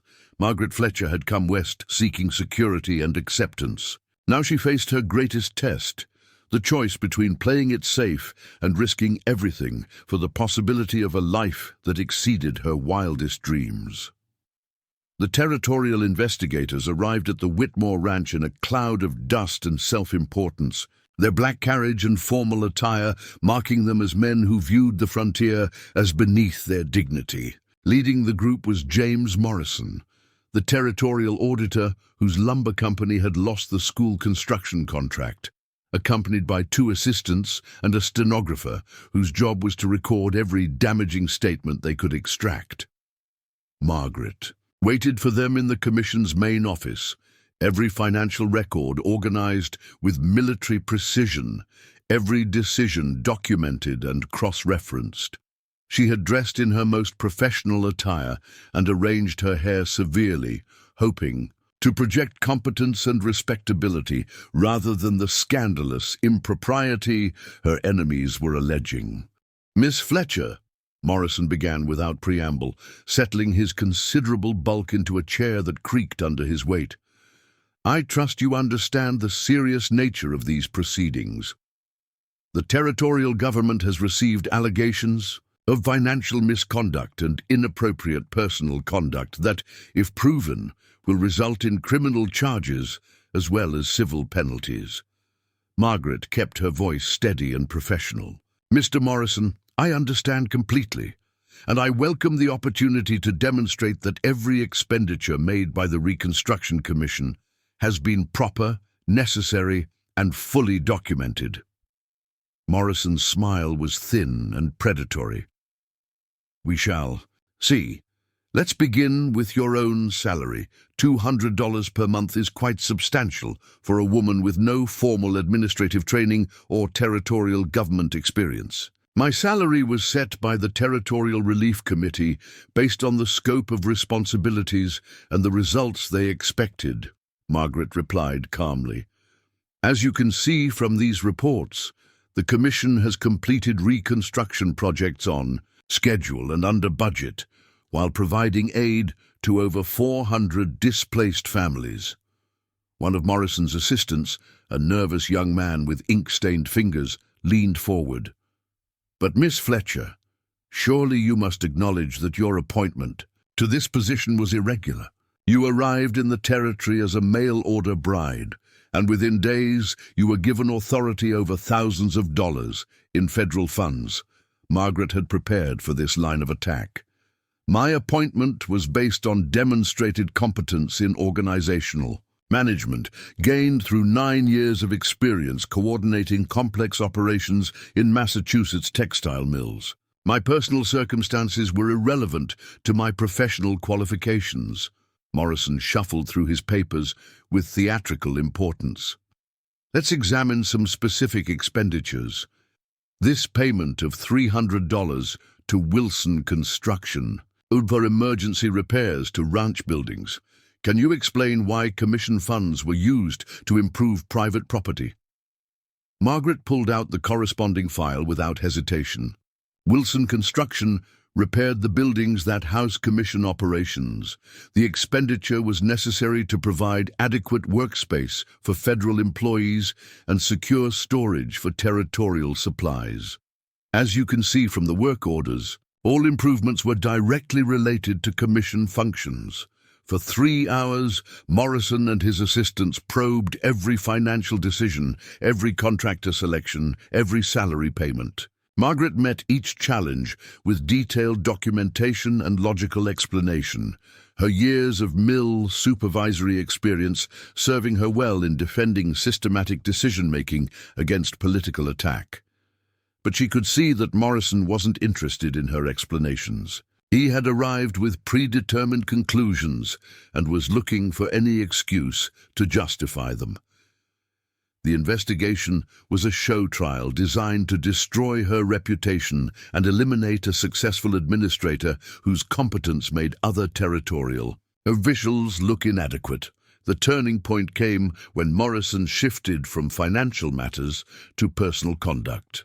"Miss Fletcher, let's discuss your living arrangements here at the Whitmore Ranch. You reside in the same house as Mr. Whitmore, an unmarried man, while maintaining professional authority over territorial funds. Surely you can understand how this creates an appearance of impropriety." Margaret felt her cheeks flush but kept her voice level. "I reside in quarters provided by the territorial government for commission staff. My living arrangements are entirely proper and have been approved by territorial authorities." "But you spend considerable time alone with Mr. Whitmore, often in the evenings after official business hours. Witnesses have observed you walking together, dining together, consulting privately on matters that other staff members are excluded from." Before Margaret could respond, the sound of approaching voices drew everyone's attention to the windows. A crowd was gathering in the ranch yard, and Margaret could see families she recognized, people whose homes she had helped rebuild, whose children attended the school she'd organized construction for, whose cattle grazed on pastures she had helped restore. Morrison looked annoyed at the interruption. "What is the meaning of this disturbance?" Marcus entered the office, his expression carefully controlled, but his eyes flashing with anger. "Mr. Morrison, the families you're here to supposedly protect have something to say about Miss Fletcher's work. They've requested permission to present a petition to your investigation." "This is highly irregular," Morrison protested. "We're conducting an official inquiry, not a public meeting." "Actually," said a new voice from the doorway, "territorial regulations require that affected parties be given the opportunity to provide testimony in any investigation of federal relief programs." The speaker was Judge William Harrison from the Territorial Court in Helena, a distinguished man in his 60s whose presence lent immediate gravity to the proceedings. Margaret had never met him, but his reputation for fairness and legal knowledge was legendary throughout Montana Territory. "Judge Harrison," Morrison sputtered, "this is an administrative investigation, not a legal proceeding. Any investigation that could result in criminal charges is by definition a legal proceeding, Mr. Morrison, and I'm here to ensure that it's conducted according to law rather than political convenience."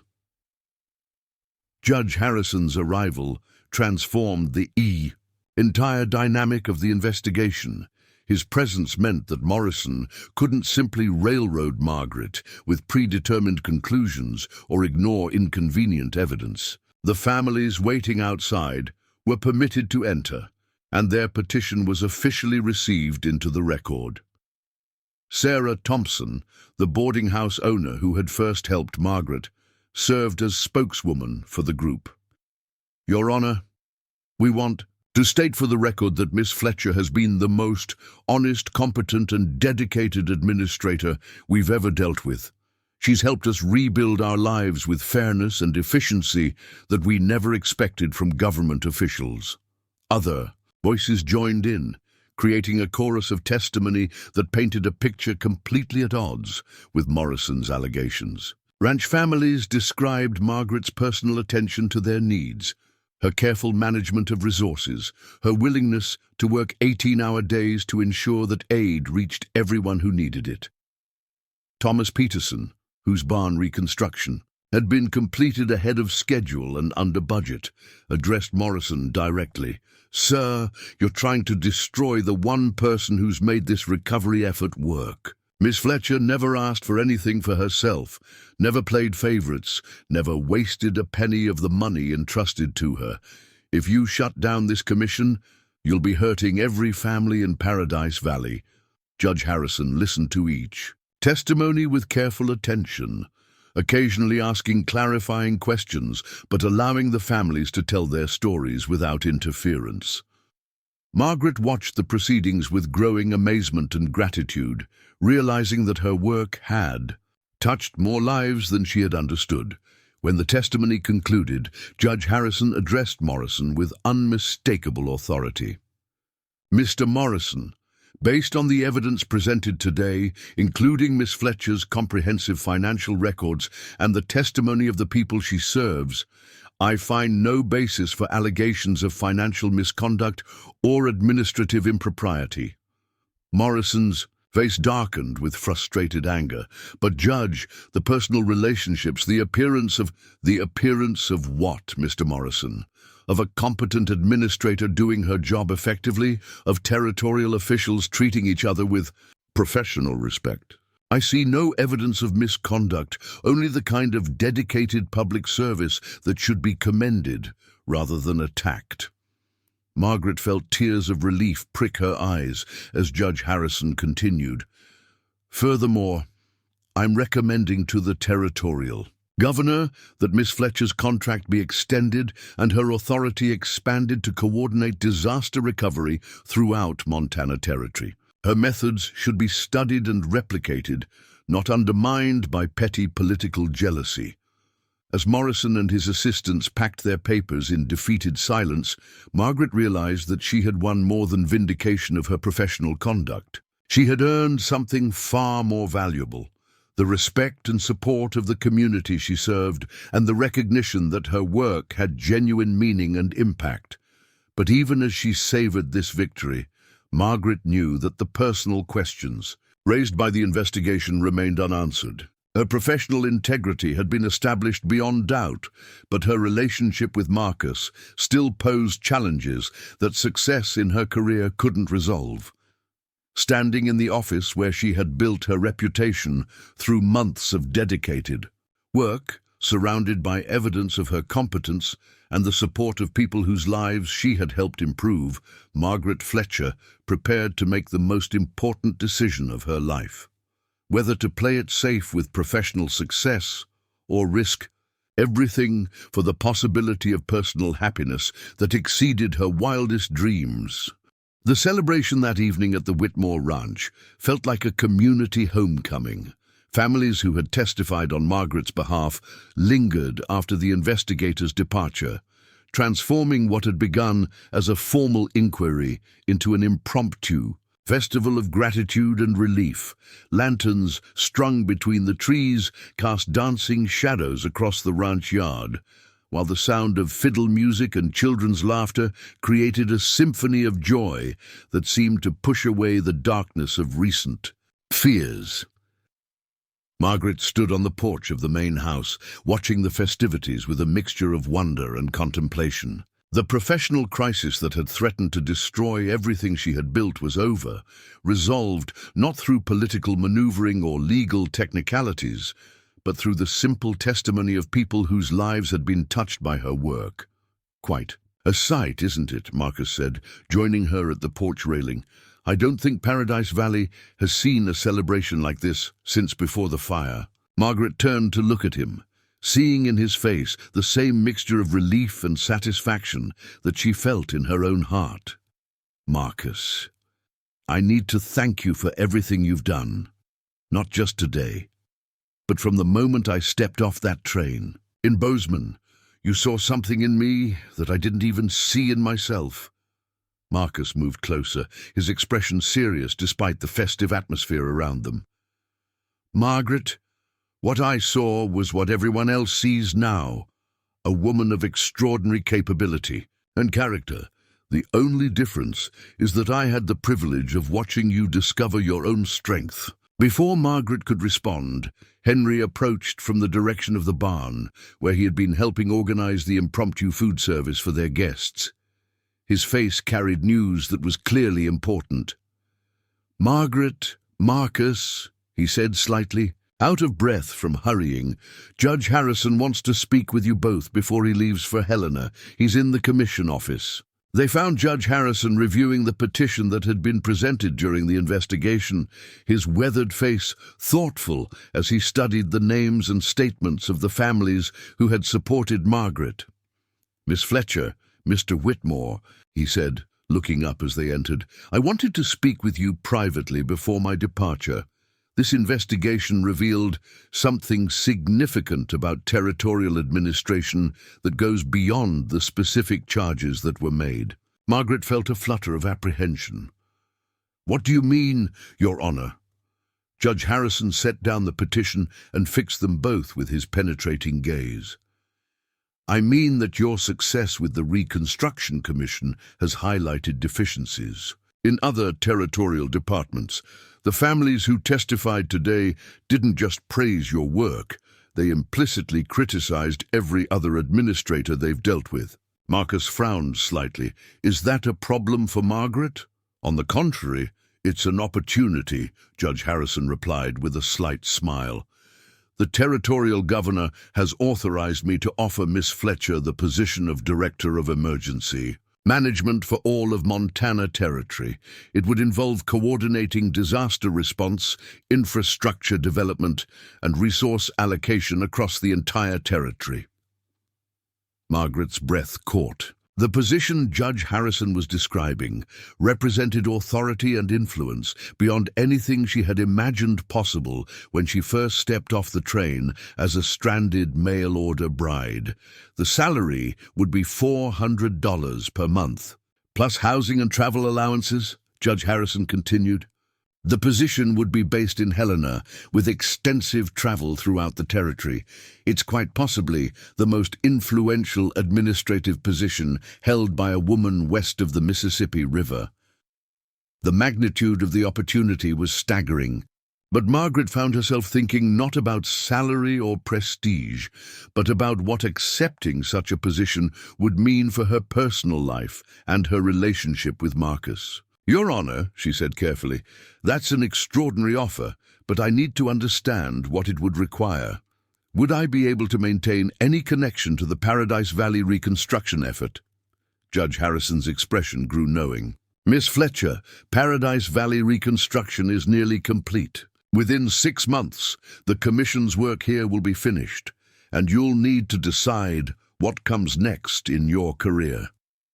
This territorial position would utilize your talents on a much larger scale." After Judge Harrison departed, Margaret walked, alone through the ranch property, needing solitude to process the day's events and the momentous decision that lay before her. The celebration continued in the distance, but she sought the quiet of the pastures where she could think clearly about choices that would shape the rest of her life. She found herself at the site where Henry's original ranch had stood, now marked only by the brick chimney that had survived the fire.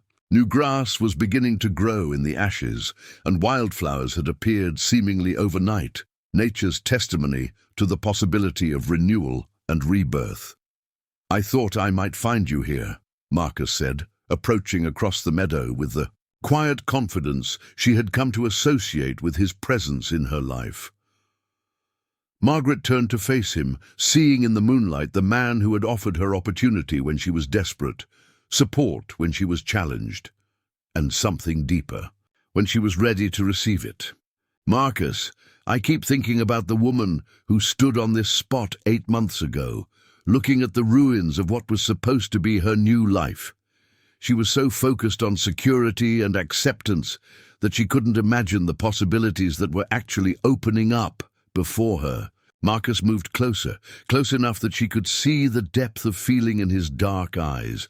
And what does the woman standing here now see when she looks at those same possibilities?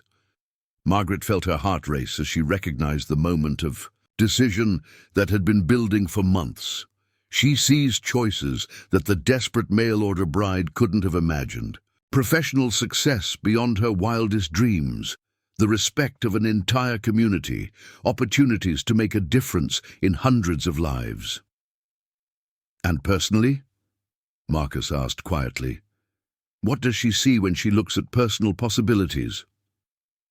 Margaret stepped closer to him, close enough to feel his warmth in the cool night air. "She sees a man who believed in her before she believed in herself. A man who offered partnership when others offered charity, who saw strength when others saw scandal." Marcus reached out and gently touched her face, his thumb tracing the line of her cheek. "Margaret Fletcher, I love you, not because you're convenient or available, but because you're extraordinary. I love your intelligence, your determination, your refusal to accept limitations that others try to impose on you." "And I love you," Margaret replied, the words feeling both natural and revolutionary. "But Marcus, Judge Harrison's offer would take me to Helena, would require extensive travel throughout the territory. I don't know how to balance a relationship with career demands that would keep us apart for months at a time." Marcus smiled, the expression transforming his serious features. "Margaret, do you really think I'd let the woman I love face the biggest challenge of her career without support? I've been thinking about expanding my operations anyway, establishing ranch properties throughout the territory.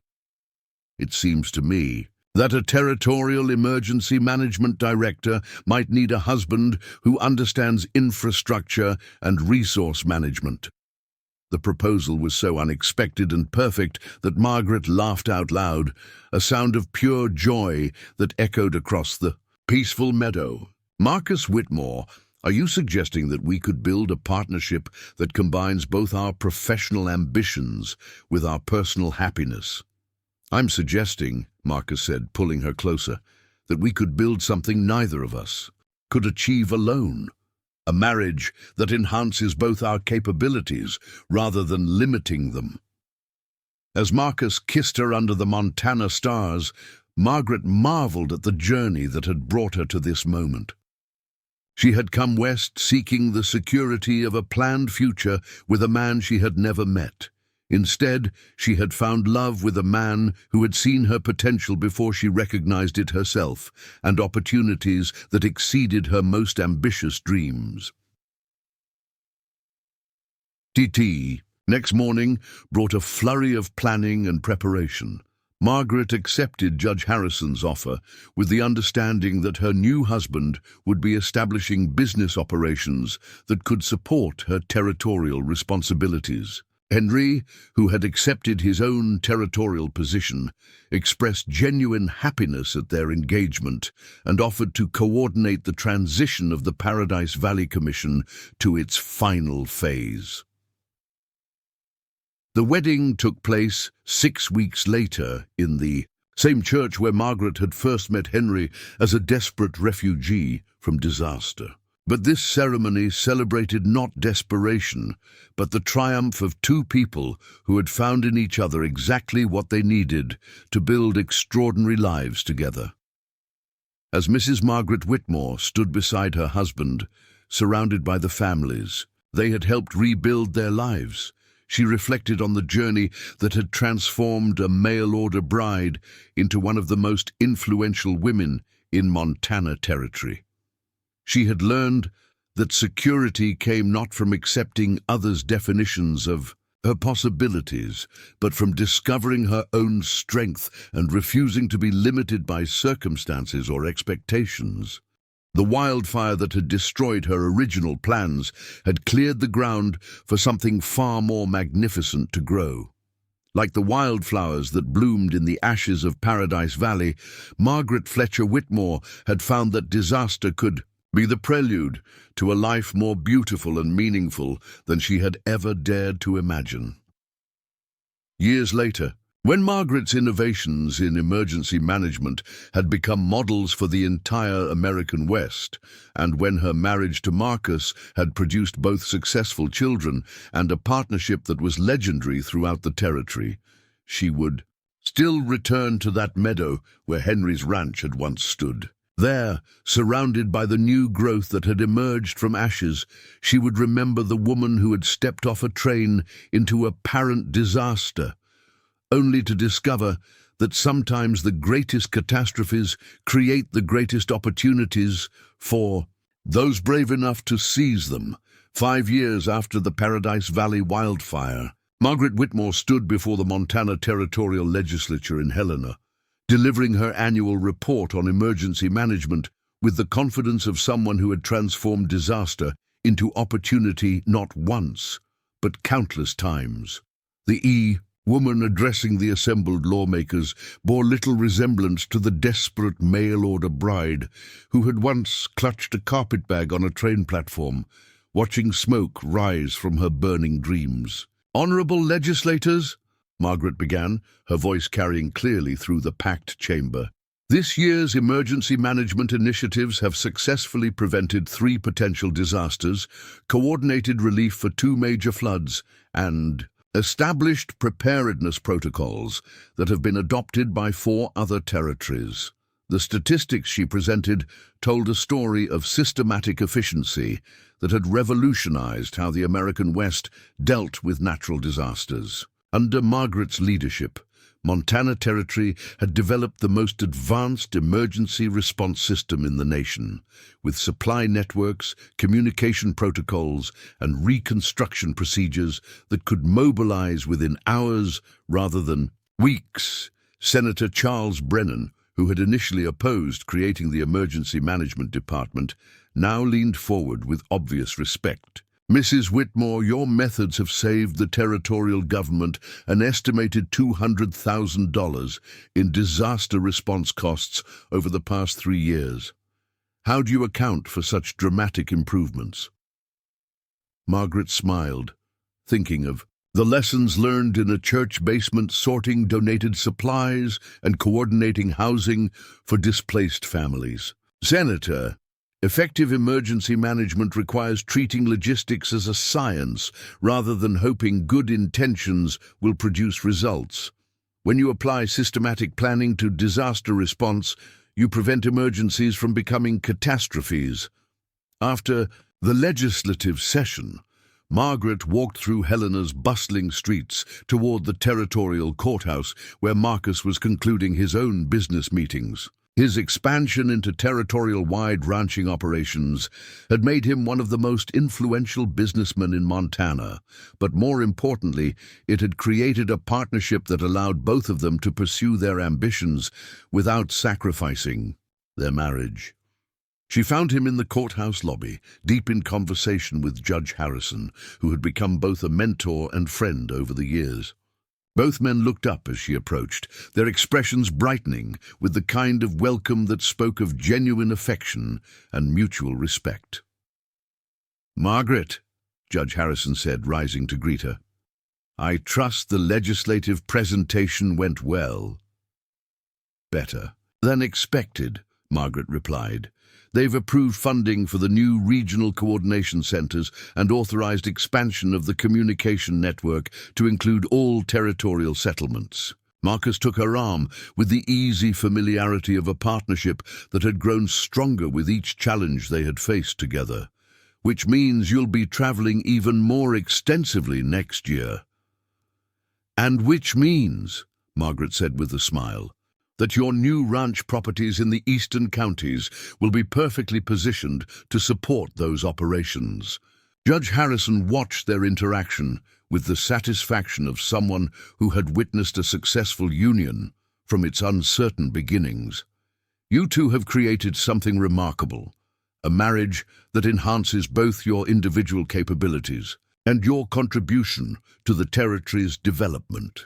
As they walked toward their hotel, Margaret reflected on how their relationship had evolved into something neither of them had initially imagined. Marcus had indeed established ranch operations throughout Montana Territory, but rather than simply following her career, he had developed complementary businesses that supported emergency management infrastructure while pursuing his own ambitious goals.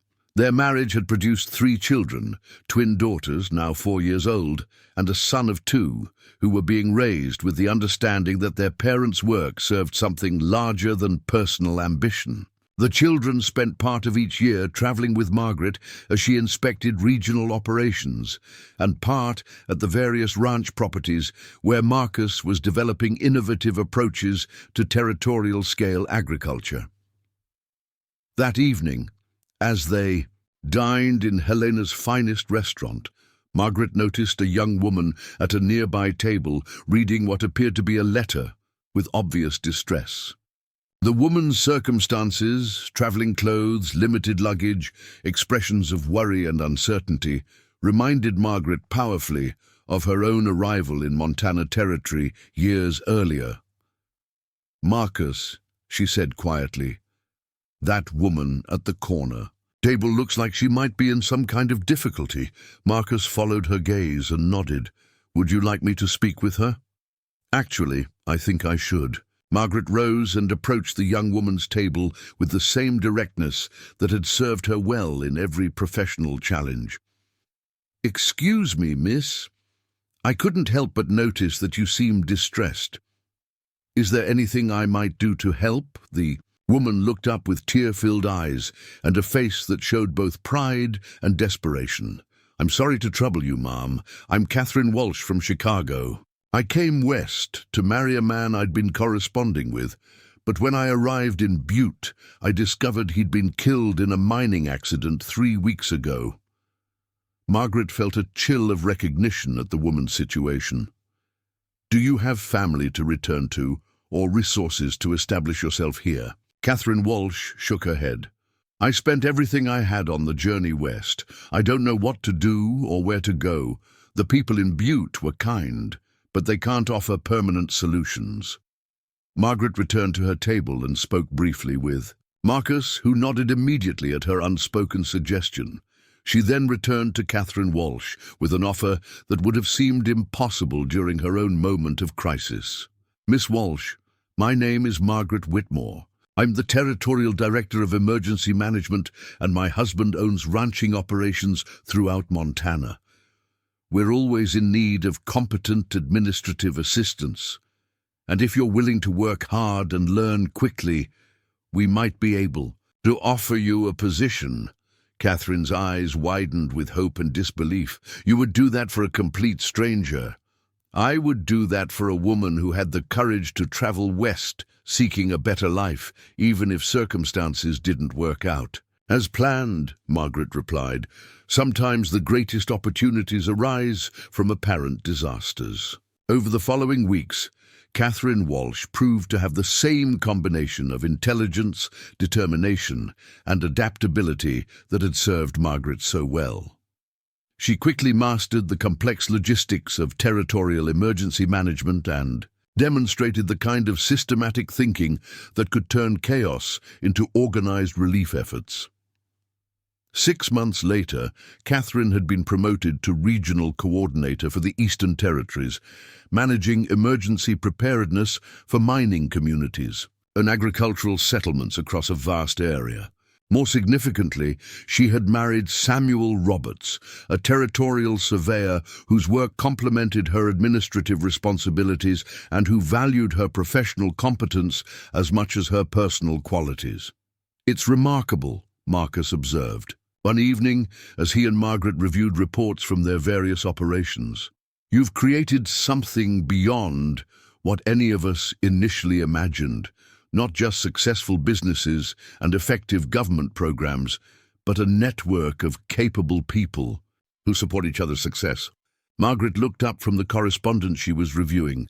Letters from territorial officials, ranch foremen, emergency coordinators, and displaced families who had found new lives through the systems she had helped create.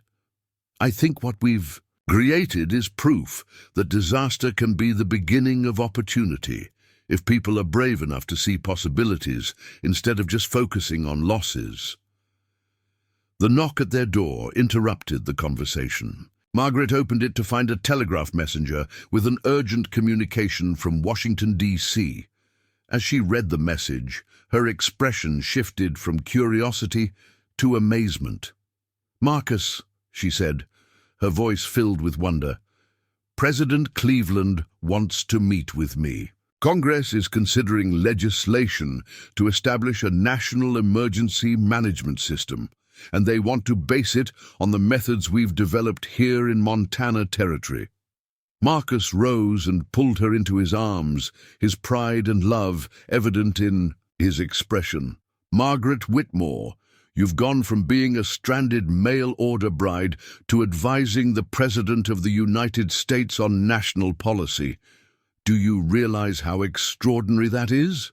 As Margaret stood in her husband's embrace, surrounded by evidence of their shared success and the lives they had helped transform, she thought about the journey that had brought her to this moment. She had come west, seeking acceptance and security. from a man she had never met. Instead, she had found love with a man who had seen her potential before she recognized it herself and had built a career that served something far larger than personal ambition. The wildfire that had destroyed her. Original plans had indeed cleared the ground for something magnificent to grow. Like the resilient wildflowers that bloomed each spring in Paradise Valley, Margaret Fletcher Whitmore had discovered that the most beautiful lives often emerged from the ashes of previous dreams. Years later, when the National Emergency Management Act of 1889 was signed into law, incorporating systems and procedures that Margaret had pioneered in Montana Territory, she would remember the woman who had stepped off a train into apparent disaster. That woman had been seeking someone else's definition of security and success. The woman who advised presidents and transformed territorial administration had learned that true security came from discovering her own capabilities and refusing to be limited by others' expectations. The greatest love stories, Margaret had discovered, were not about finding someone to complete you, but about finding someone who inspired you to become the person you were meant to be. In Marcus Whitmore, she had found not just a husband, but a partner who believed that two extraordinary people could build something together that exceeded either of their individual capabilities. As she prepared for her journey to Washington, Margaret reflected on the lesson that had emerged from her experience of apparent catastrophe, that sometimes the greatest disasters create the greatest opportunities for those brave enough to see beyond immediate circumstances to the possibilities that lie hidden in the ashes of shattered plans. Up next, you've got two more standout stories right on your screen. If this one hit the mark, you won't want to pass these up. Just click and check them out. And don't forget to like, subscribe, and turn on the notification bell so you don't miss any upload from us.